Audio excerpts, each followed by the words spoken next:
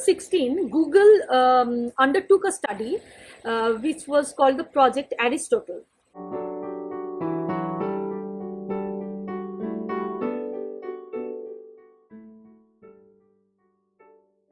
In 2016, Google undertook a study which was called the Project Aristotle, where they tried to understand what makes teams great.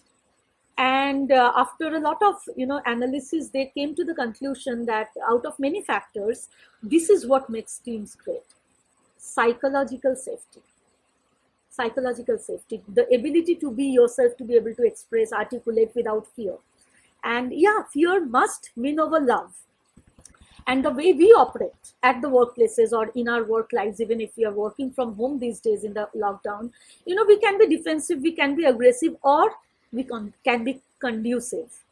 And we should consciously watch out how we behave, how we hold space, how we help each other. And we can only lead and then do unto others what you want others do unto you.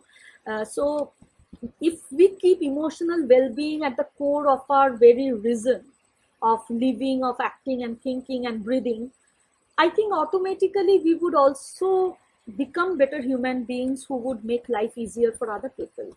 Like, even if there is this cold customer call, that, ma'am, would you like a credit card? I definitely consider that a distraction. But instead of being rude to that, young girl, I don't know her story. I mean, I might as well just say, thank you very much. I don't need it anyway. I hope you are doing well.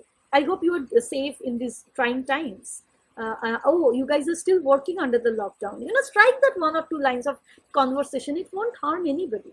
So, yeah, we have to learn to be kind.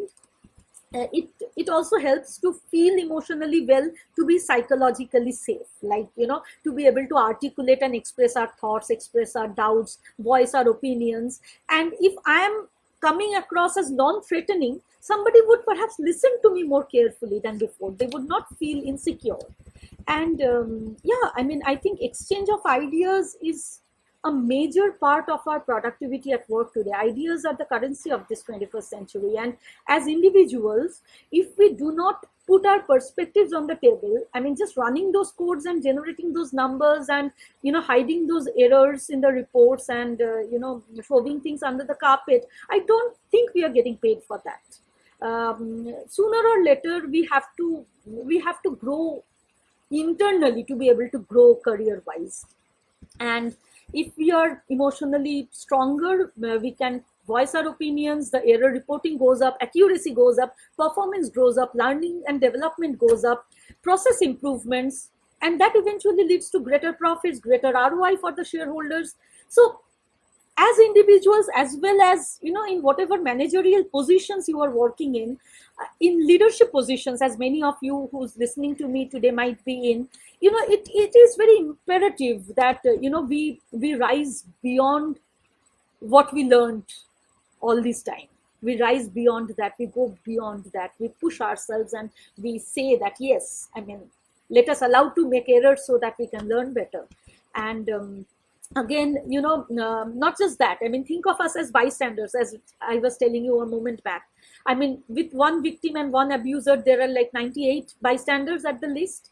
And all of these things, the last couple of years saw us through Me Too, saw us through racism. The just, last few weeks have been quite reflective in terms of all the prejudice that has come up, in terms of, work-life bully and every single thing. I mean, I'm not sure how many of are over it. I still am, like, last 2 days, I have been like really kind of trying to process it emotionally. And, nepotism, unfair practices, racism, bullying, Me Too. I feel that now is a time when working well or scoring marks alone won't see us through. The boys' locker room and stuff like that. We have to stand the test of character. It is a good thing. It is a good thing. It may sound rough at the moment for, there might be many sides to it, but it is going to be a good thing. And when we have to pass the test of character, we better prepare to be ready emotionally and to be able to spot our own faults before, outside agencies come through and reveal and unfold, the real gaps that we try to neglect when we were putting our eyes on the sensex and on the ROI for the shareholders. So let us be a little more proactive in that area. Let us be emotionally well and psychologically safe as workplaces, so that we can test our own characters, we can grow our own characters before we are hit by a posh, we are hit by a Me Too, we are hit by a boys locker room, we are hit by George Floyd, or we are, let us do some serious reflection out there. And yeah, I mean, it starts with us, it ends with us. We are the society, we are the self, we are everybody.